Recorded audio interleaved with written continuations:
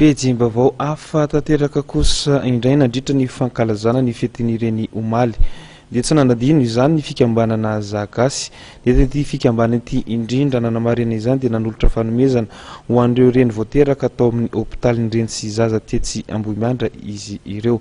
Marco Antoine sy Laza Morkan. Fanomezana ho an'ireo reny voateraka tao amin'ny hôpitalin'ireny sy ny zaza tao Ambohimiandra no nentin'ny fikambanana zagasy nanamariana ny fetin'ireny omaly. Tonga nitsidika ireo reny tao amin'ity hôpitaly ity tokoa ireo mpikambana ary nanolotra vata fitahirizan-dranomafana na termosy ho an'ireo rehetra izay mbola nanaraka fijaboana tao amin'ity hôpitaly ity.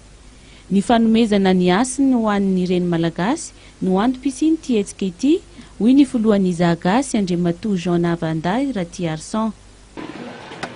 Mafinatra zany hoe mbola afaka mifandray tsara isika gasy tanteraka ny etaetanay hoe mba hoe anome fahatsiarovana ny reny zava-dehibe ho anay le izy dia makasitraka ny tokony andraikitra atao amin'ity hôpitaly ity dia mirary soa ho an'ireny rehetrarehetra manerana ny nosy sy atao anatin'ny fikambanana, makasitraka antsika rehetrarehetra ihany koa.